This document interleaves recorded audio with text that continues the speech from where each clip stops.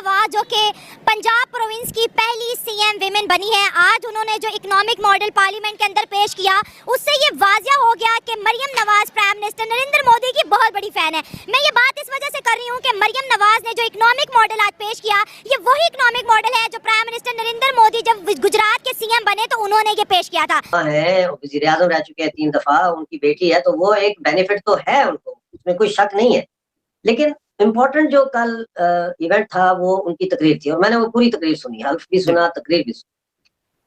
तो उसमें जो मॉडल उन्होंने दिया है पंजाब का इकोनॉमिक प्रोग्रेस का 5 साला मंसूबा समझ लें, क्योंकि वो बार-बार ये कहती थी 5 साल बाद जब हम छोड़ के जाएंगे पंजाब को तो एक बेहतर पंजाब होगा, तो वो 5 साला मंसूबा एक किस्म का उन्होंने बनाया है और भारत की इकोनॉमी को कहीं से कहीं पहुंचा दिया। लेकिन बहरहाल नवाज शरीफ साहब की बेटी यानी कि मरियम नवाज का कहना ये है कि जी ये सारी चीजें जो हो रही हैं यकीनन इकोनॉमी जो बेहतर गई है भारत की, हमें उससे कुछ सीखना चाहिए और यकीनन हम उनको कॉपी कर जी। बात सुने, गुजरात जो है ना वो इस टाइम एक आईटी के लिहाज से बहुत आगे है, क्योंकि जो जितनी भी मेजर कंपनीज है, माइक्रोसॉफ्ट है या फॉर एग्जांपल मुझे तो कुछ नाम नहीं याद, लेकिन उनमें उनके जो मेजर मैनेजर हैं ना जो उनको लीड कर रहे हैं वो सारे इंडियंस हैं, क्योंकि वहाँ पे उसने वाकई ही प्रमोट किया आईटी को, इसमें नो डाउट कोई शक नहीं। अगर मरियम नवाज इस तरह आईटी को प्रमोट करती है तो हमारे को बहुत सारे जो हैं वो नौजवान जो हैं वो रोज़गार हासिल करेंगे और पाकिस्तान लीड भी करेगा आईटी में। और इस टाइम इंडिया जो है नंबर 1 आईटी में जा रहा है पूरी दुनिया में। ये क्लिप आपने देखा, ये मरियम नवाज का क्लिप था और उसमें मरियम नवाज जो है वो अपने फादर यानी कि अपने अब्बा जी यानी कि अपने पिताजी नवाज शरीफ साहब के पांव छूती हुई और उनसे आशीर्वाद लेती हुई, उनसे दुआएं लेती हुई आपको दिखाई दी हैं। इसके ऊपर जी हमारे सीनियर जर्नलिस्ट हामिद मीर साहब का कहना ये है कि उन्होंने, हामिद मीर साहब ने ट्वीट लगाई और इसमें रखा ये रस्म किस मजहब की है।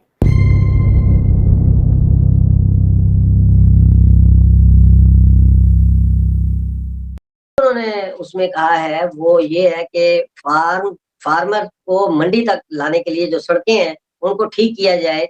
नई सड़कों का तो उन्होंने जिक्र नहीं किया, लेकिन उन्होंने कहा कि जो सड़कें ऑलरेडी मौजूद है उनको काबिले इस्तेमाल किया जाए।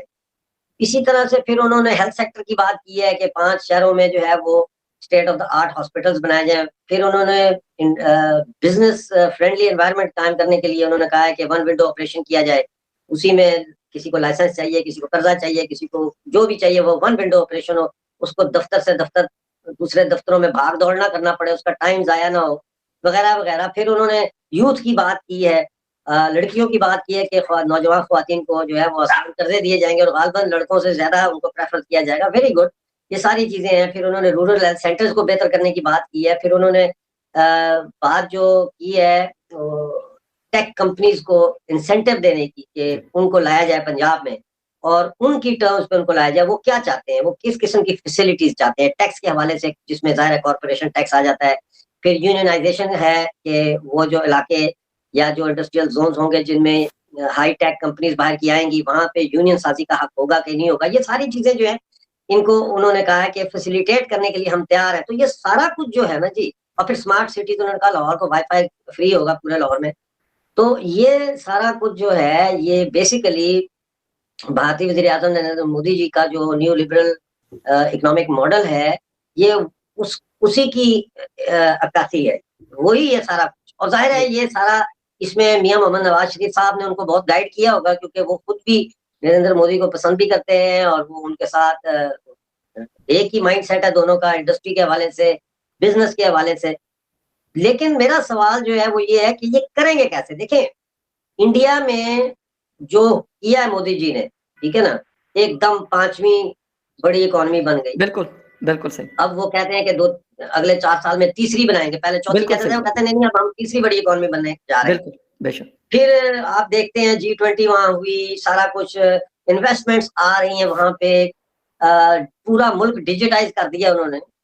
तो ये चीजें तभी वो कर सके कि उनके जो गवर्नमेंट है या कैबिनेट है या पार्लियामेंट है, अगर बड़े पैमाने पे कहें, उसमें किसी दूसरे इंस्टीट्यूशन की मदाखलत नहीं है, इंटरफेरेंस नहीं है जी। तो उसका वजह यह है कि इंडिया में डेमोक्रेसी बहुत स्ट्रांग है, उस रूटेड है, उस माशरे के मिजाज में रूटेड है वो जी। और वहां की फौज तो वहां पे आके मोदी जी को नहीं कहती कि भाई हमने DHA बनाना है, समझ आई, या हमने को फैक्ट्री खोलनी है।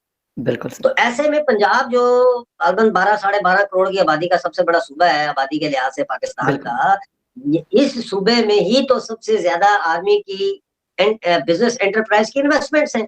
सीमेंट फैक्ट्रियों से लेकर शुगर मिलों तक, बिल्कुल ज़रूरी जमीनों से लेकर मिलिट्री फार्म्स तक, बिल्कुल सारे कुछ पे तो वो है, बैंकिंग के ऊपर वो इन्वॉल्व है। मैं ये बता दूं हामिद मीर साहब के साथ ही मैंने रिप्लाई भी लिखा हुआ है कि इसको तमीज कहते हैं। और ये हर मजहब, ये किसी भी मजहब में आपको ये कर सकते हैं आप, और ये इज्जत, ये रिस्पेक्ट आप अपने पेरेंट्स को दे सकते हैं। सिर्फ फर्क इतना है कि आपके पास अकल होनी चाहिए और आप इस तरह की फजूल की बातें ना कर सके तो ही बेहतर होता। अजीब सी बात है, हमारे सीनियर जर्नलिस्ट हैं, बहुत लोगों ने पसंद करते हैं, कई हमारे इंडियन दोस्त भी जो है वो तारीफें करते नहीं थकते हामिद मीर साहब का, लेकिन हामिद मीर साहब इस तरह की बातें, इस तरह की छोटी बातें करके अपने आप को बहुत छोटा कर देते हैं और अपनी सोच को बहुत छोटा बता देते हैं। और जो कि यकीनन बहुत अफसोसनाक है। मरियम नवाज जो जिस तरह से अपने फादर को रिस्पेक्ट दे रही थी, उनसे उनके सामने उन्होंने पांव छुए उनके और आशीर्वाद लिया या दुआएं ली, तो वो मेरा ख्याल है हामिद मीर साहब जैसे को ये अच्छा नहीं लगता बोलते हुए, लेकिन ये कि हामिद मीर साहब को ये बात नहीं करनी चाहिए थी। और उनको कम से कम इतनी अकल होनी चाहिए थी कि किसी के आगे, बड़ों के आगे इंसान हाथ भी जोड़ता है, पाँव भी छूता है और उसको रिस्पेक्ट देते हैं। हमारे यहाँ अभी तक सिंध में ये कल्चर अभी भी चलता चला जा रहा है और सिंध में अभी तक लोग यही करते हैं। उसके लिए ना हिंदू है ना मुस्लिम है, किसी भी रिलीजन के होते हैं, अपने बड़ों के सामने हाथ भी जोड़ते हैं और उनके पाँव भी छुए जाते हैं। और अगर आपको यकीन नहीं तो आप देख लीजिए, आसिफ अली जरदारी साहब को देख लीजिए, उनकी फैमिली को देख लीजिए, बाकी जो सिंध में जो फैमिलीज रहती हैं उनको देख लीजिए। लेकिन बहरहाल हामिद मीर साहब ने ये जो ट्वीट लगाई है, यकीनन उनको उस पर शर्मिंदा होना चाहिए और हो सके तो इस ट्वीट को हटा देना चाहिए। लेकिन खैर वो ऐसा नहीं करेंगे, क्योंकि उनके हिसाब से वो जो कुछ करते हैं वो सही करते हैं और बाकी सब लोग जो भी करते हैं वो गलत करते हैं, तो इसलिए वो इस बात को नहीं मानेंगे। बहरहाल बात हम कर रहे हैं PMLN की, और तो हम बात करेंगे एक बार फिर मरियम नवाज की और उनकी एक साथी या उनकी पार्टी की, एक कहना चाहिए कि पार्लियामेंटेरियन जो उनकी है, उनका नाम है जी उज़्मा कारदार। जी हाँ, उज़्मा कारदार साहब अक्सर इंडियन टीवी पर भी आया करती हैं, मेरे साथ भी एक दो शोज में आई है, मेरे पर बहुत भड़क भी गई हैं, मुझे उन्होंने ये भी कहा है कि तुम चली जाओ इंडिया।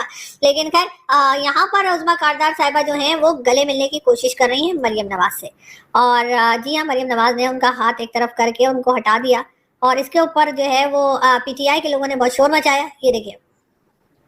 नमस्कार दोस्तों, क्या पाकिस्तान के पंजाब प्रांत की पहली महिला मुख्यमंत्री मरियम नवाज भारत के प्रधानमंत्री नरेंद्र मोदी की नीतियों से प्रभावित हैं? दरअसल दावा किया जा रहा है कि उनकी तरफ से पेश विकास का प्लान PM मोदी की आर्थिक नीतियों से मिलता जुलता नज़र आ रहा है। मरियम नवाज पाकिस्तान के पूर्व प्रधानमंत्री नवाज शरीफ की बेटी हैं। पाकिस्तान ऑक्युपाइड कश्मीर के निर्वासित मानवाधिकार कार्यकर्ता अमजद अयूब मिर्ज़ा ने मरियम नवाज के विकास मॉडल की तुलना भारतीय PM के आर्थिक मॉडल से की है। समाचार एजेंसी ANI के मुताबिक उन्होंने कहा, स्मार्ट सिटी, आर्थिक गतिविधियां, किसानों के लिए बाजार और सड़क नेटवर्क, स्वास्थ्य व्यवस्था, मरियम नवाज जो सभी बातों को 5 साल के कार्यकाल में लागू करना चाहती हैं वह मोदी का आर्थिक मॉडल है। हाल ही में उन्होंने चुनाव में जीत के बाद विजय भाषण में पंजाब के सामने विकास की योजना रखी है। उन्होंने कहा है कि वह पंजाब को इकोनॉमिक हब बनाने के लिए नीतियां तैयार करेंगी।